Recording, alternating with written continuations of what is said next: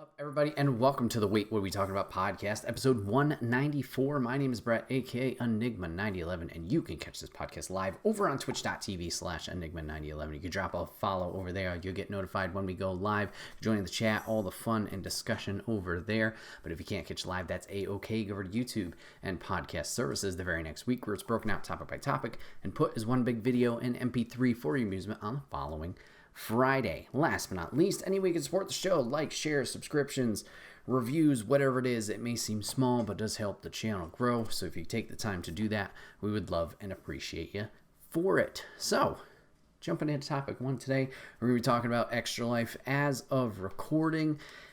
We did it last weekend. We had a very successful year. We raised $1,055 this year. Thank you so much for all of your support, whether you tuned in, whether you donated, obviously, or you just shared the link so you could get the word out there. Much appreciated. It's crazy to see, obviously, how we've grown over these past 8 years of doing it, where, like, the first couple of years, it was so difficult to even reach like a $500 goal, and that took the whole time. And to see, obviously, the leaps and bounds in terms of progress and what we're doing here, how it flows, how the reception is. It's crazy to see the amount of progress we've made, and it's great to see that we're doing good things. We're helping a lot of people with these events each year. So thank you for your support with that. As usual, Moose is here, but no, per usual, just want to do a quick chat about Extra Life, just what I thought about this year's event, what went well, what didn't go well, have an open discussion with you guys. Obviously, if you guys have any feedback, whether you're tuning in live or checking this out later, what did you think of the event? What did you like? What did you not like? What could change, in your opinion, for the better? Stuff like that, kind of a open floor discussion.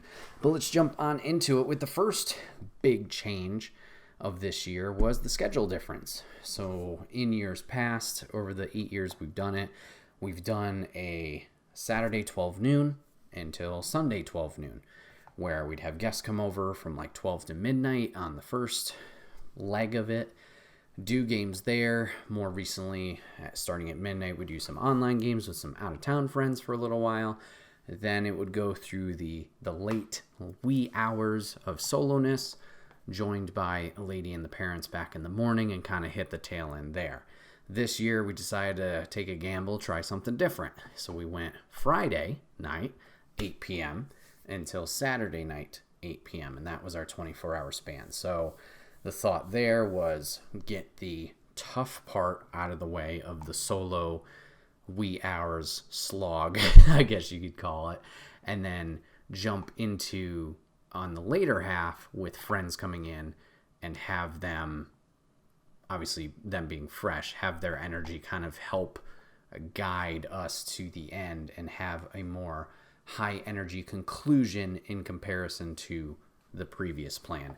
And I think that actually worked really, really well this year. I was very optimistic about it just because, once again, like I said, we'd have that upswing of people coming in person, having their energy there. That would help pick me up and not allow me to kind of fall into this low energy pit, or if necessary, I could have stepped away and at least there would have been people there to kind of take over control, take the ship, fly the ship, whatever you want to say. So I was optimistic about it. It wasn't until maybe the day before, especially the day of, that the panic started to set in and the worry started to set in. Now, this obviously could have just been, oh, this is something new. The nerves kick in there. You're worried, all that stuff. But it was like, how is this going to work out in terms of my tiredness level? Because obviously, with the new schedule, works, like I said, ideally with the energy of people coming in. Also benefits me where it's more attuned to a normal sleep schedule where I'm going to sleep at night if we end at 8 p.m. compared to ending at noon and then having to sleep the whole day and then try and get back into routine for the next week, if that makes sense. This would fit that better. However, going into it, how do you get into that schedule, or rather make yourself ready to be up all night to then go forward with that? And yeah, that was when the worry started setting in of like, uh-oh, am I going to be screwed the next morning because I haven't prepared enough to do this overnight without getting stuck, tired, whatever it was. So there was a few things I tried definitely to try and help alleviate that situation. I did try and sleep in the day before, or rather the day of. So that Friday morning, tried to sleep in a little bit, and then also tried to take like a little power nap beforehand. Success rate there, not so great. I mean, I did sleep in a little bit, which was nice. But then that power nap, I think I got maybe an hour, 45 minutes. I don't know. It seemed like a long time in terms of like the hurry up and wait type feel. But it wasn't that great of a nap. Like I kind of just zoned the entire time. I never fell asleep fully. But it seemed to have worked. It worked well. We had a blast at the start with our kickoff, which Lady and I played Fortnite. Papa Griff was very kind enough to make some trivia for us and Mrs. G, who was joining us, excuse me.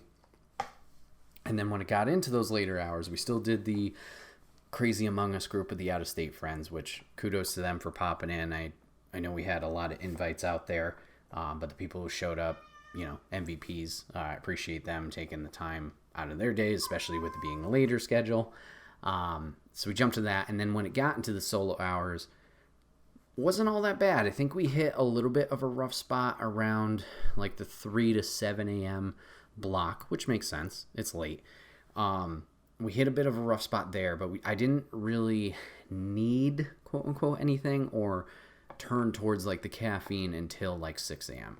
Had my first energy drink there. Didn't down it or anything, but kind of started nursing it, sipping it there. And that helped, I think, really push me past that point and kind of not coast, because that sounds bad, but get to that point when the in-person company started arriving, and then it was smooth sailing from there. I felt normal, for lack of a better term. So I think it worked out. I think it worked out really well. I hope you guys enjoyed it, jumping in, starting at an evening time. Obviously that night shift is a bit different, or a bit difficult to tune into. For those of you who were part of my late night crew, I really appreciate you guys obviously bouncing your energy to me with chat. That helps out a lot, especially not being completely alone.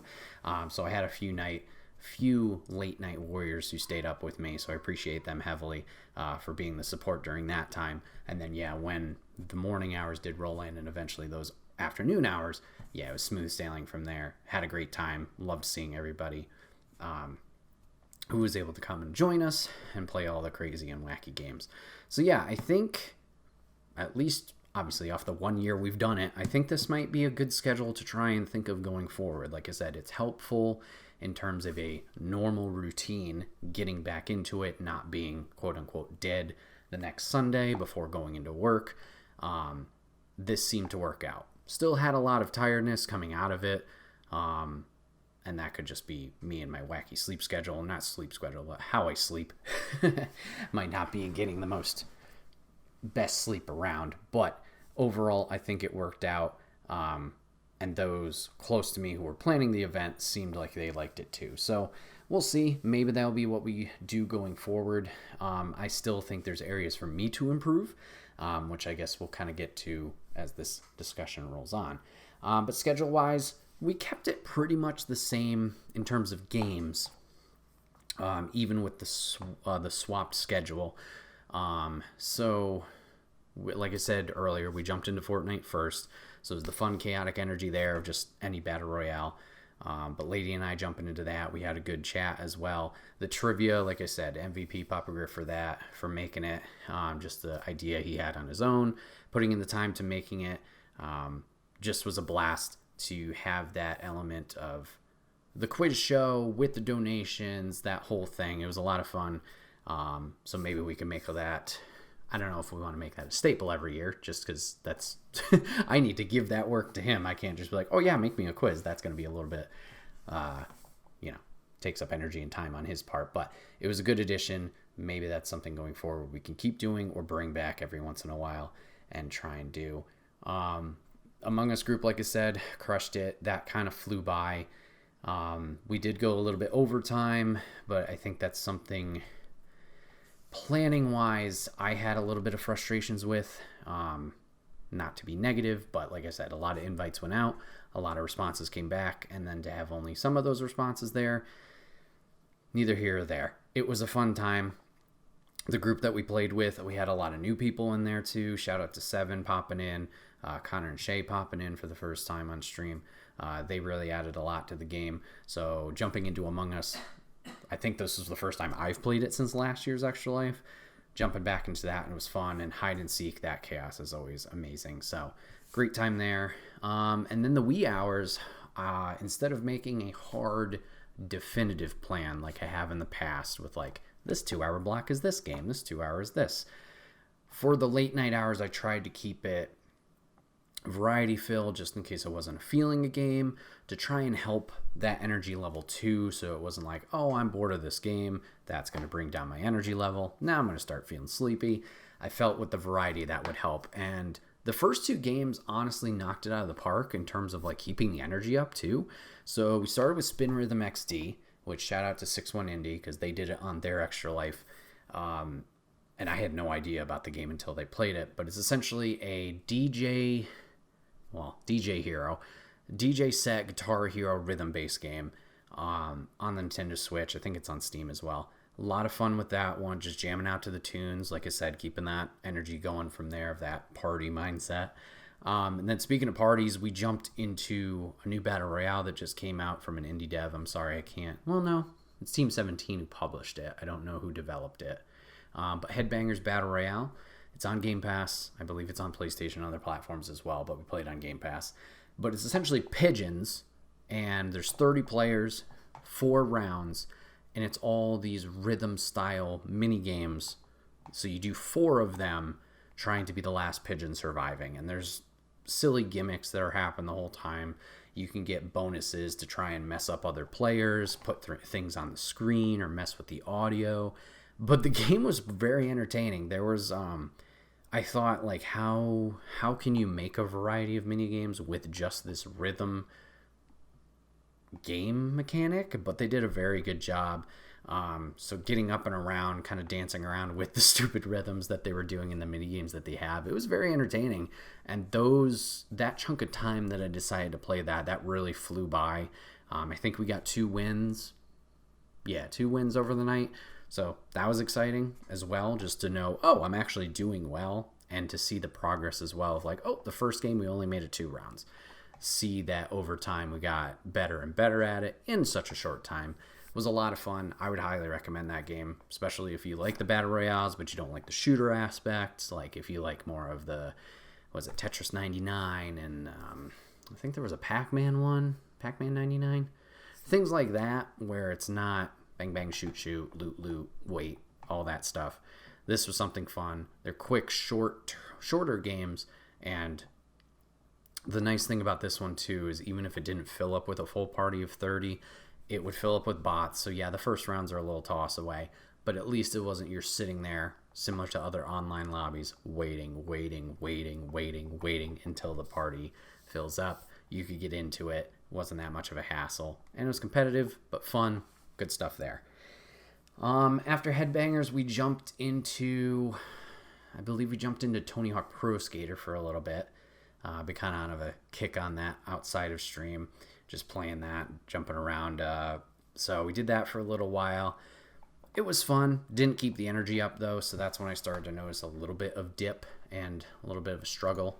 So we changed it up by going into Crash Bandicoot 4. Now, if you know anything about Crash, obviously it's very chaotic and can be very difficult in terms of a platformer. At least those first 3, I think I think a few years ago, we did stream the original game, that remaster from the Crash Insane trilogy, and whew, you could see it there, how difficult that was. And initially I had heard Crash 4 was pretty difficult from a former coworker of mine. But jumping into this, it wasn't awful. Like, obviously, if you're going to go for the 100% type stuff that Crash throws at you, like break all the boxes and do it in a time limit, yeah, I'm sure it's going to be very difficult. But for just playing it for what it's worth of, like, just the base game, had a great time with it, had a lot of fun. excited to play more of it on stream, to be honest. But yeah, it had a cool little story that was going with it too. Not that we're paying all that much attention to it, but that was a nice game to kind of roll us over into the morning hours of the following day.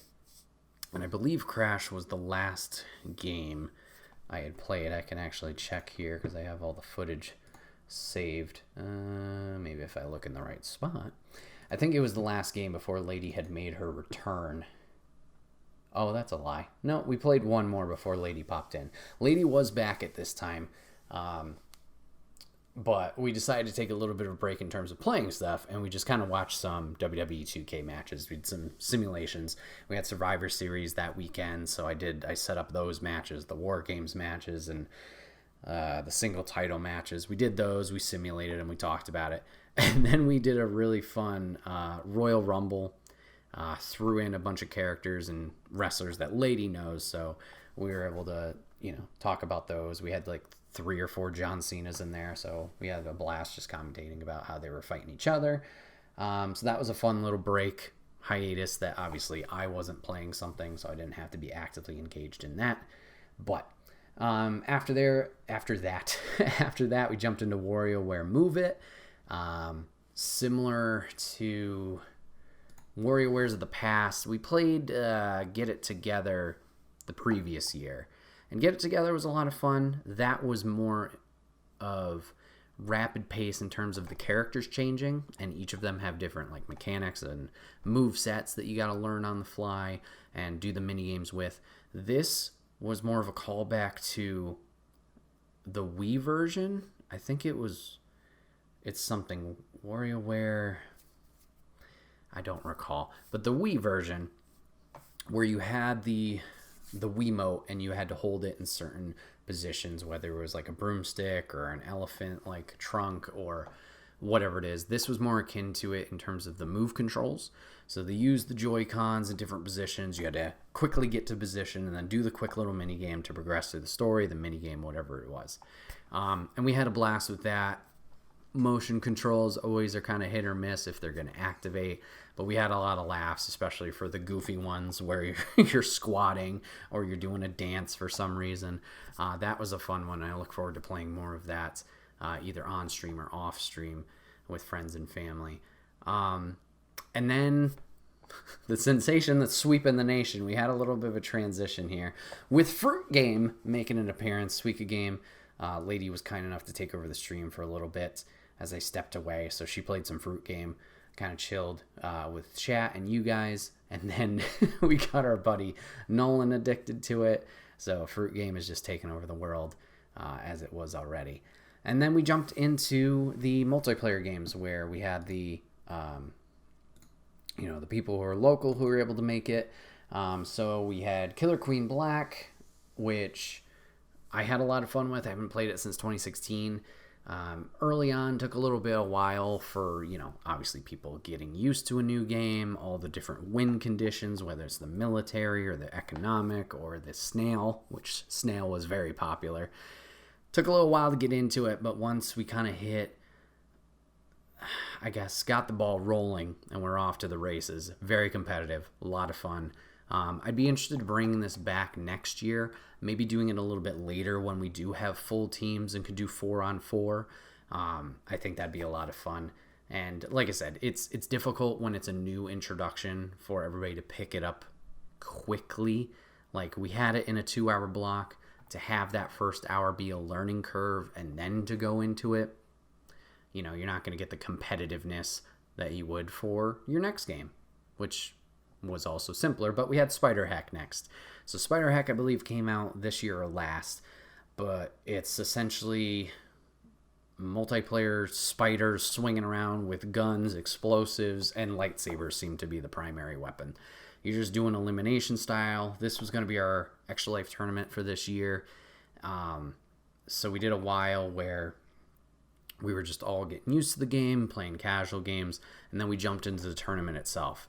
And when I say this was one of our most intense competitions in terms of the Extra Life tournament, this might have taken the spot. Like, obviously the fighting games of years past have been aggressive. Not aggressive, that sounds have been competitive, but I think it's because it's that one-on-one element and just a lot of flashes on the screens, the moves and stuff like that. This one was a tight race. We did a best of 7. I hope to edit it out for you guys for YouTube if you want to check it out and you missed it. Very competitive. Just really on the edge of your seat with each elimination and as we got to the end. So that was a lot of fun. Maybe I'll have to bring that back next year. So yeah, Family Feud we jumped into next. We did 2 quick games there. That was pretty entertaining as well, seeing some of the answers that would pop up.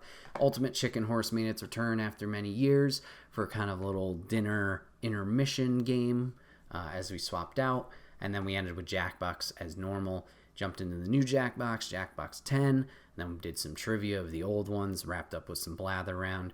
So we had a good time there. So game-wise, I think everything was good. Like I said with Killer Queen, maybe push that later so it's a bigger group. Spider Hex seemed to be good. Family Feud, we'll see if that makes a return. I think that was more of just something I got a kick out of. But yeah, we'll have to see what party games people want back into the thick of it. Like I know Super Blood Hockey was very popular. Last year. So maybe that'll make a return. Who knows? But the fun, chaotic energy of everybody jumping in, the yelling, the screaming, just having a great time is always a blast. And I appreciate everybody who did come into person to join in with that. So let's talk about, I guess, critiques. Because, like I said, I always try and find not something wrong with it. That sounds bad. But ways to improve it, make it better, all that stuff. Something of note. This year, we really kept it simple. Years in the past, we've done milestones. We get this much donated or raised. We're going to do X, Y, Z, whether it's push-ups, sit-ups, squats, jelly beans, hot pepper Mario Kart, sticker giveaways, video game giveaways, you name it. We've tried it. We've tried thinking of new ideas, and it gets us places. This year, we really kept it simple. We had no fundraising goals, except for let's try and break our record. Last year, we were very fortunate enough to break our record. We have a new record fundraising-wise of $1,625. So that was our big goal here. Minor goal was 1,000. So, hey, we got that. But we didn't do anything in terms of giveaways. We didn't do anything in terms of milestones, any kind of incentive. And to me, it's kind of a relief. And I know that sounds weird because I did have fun doing the milestones.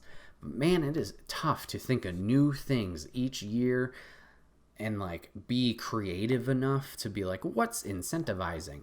But to have people show up, still donate, still show their support, and you see new faces each year that are donating and kind enough to do that. It's nice to know that they don't need that hook. Obviously, yes, I enjoy doing them, and it's nice to have those things of rewarding people who donate. It's just, to me, was a relief of oh my God, this is something I maybe don't have to worry about and stress over all the year of thinking of ideas.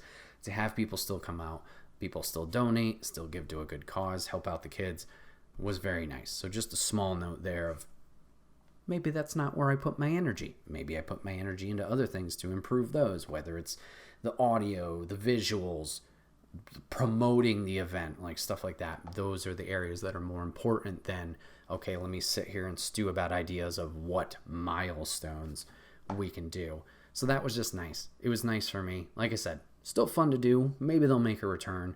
But can be more of this back burner idea over here instead of pushing it to the forefront in terms of focus. So we had that. What was I going to... Oh, critiques. So things I think I could do better. Kickoff of the stream was great. Obviously makes sense. You're very excited. High energy. All that stuff. That rocked. Among Us rocked. I think the evening hours went better. Like I said, I had some people who were with me. Chatting with them helped a lot. I think, personally, I need to do better when people are there. And I think this might be my social ability, for lack of a better term.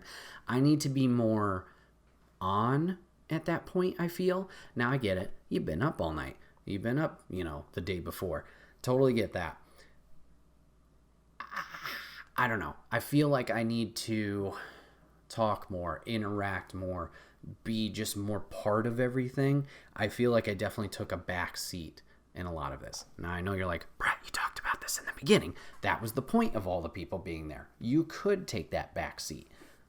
Yes, that's fair. It's just me being critical on myself of like, how can I improve? That's all. If it worked, it worked. It's not the end of the world. I just want to try and be better in terms of that, especially towards the end of stream. Jackbox was fun. We had a great time doing it. I still feel like it was a low energy finale. I feel like the finale still needs to ramp up more. Not that it needs to be the peak of our energy, but I feel that's an area I want to improve in. Once again, I understand. We've been going through the whole 24 hours. Some people have been doing 12, however many it is. It's hard to do because there's been a lot of energy dumped out during the whole event, whatever you're doing. It's hard to keep that going, keep that consistent, whatever it is, towards the finale of it. Maybe Jackbox is not that game. Maybe that's just not the correct game. Correct sounds weird, but the appropriate game for that time. Maybe that's something we do at a different time. And, that's been one of our traditions is Jackbox at the end, whether it's the old schedule or the new. Maybe we get rid of that. Maybe we need more of a high energy game towards the end, whether it's a super blood hockey, maybe it's a chicken horse, maybe whatever it is. I also understand people leave towards the end. Like in the old schedule, I know people hung around later, or at least it seemed people hung around later. This one with the swap of schedule, we still had a lot of people leave 6 o'clock, 7 o'clock-ish. So obviously everybody's got their own schedules and lives to do. So whatever they can do, I can't be like, oh, you have to stay more. No, do your thing. But maybe that's something we could finagle, move around, do differently. If we even do Jackbox at all. Maybe swap that out. And then, yeah, like I said, just my own output performance. Like I said, I feel the beginning was great. I feel like once people get there, I shouldn't just meld into the group. I should still stand out, be a host, be a leader there.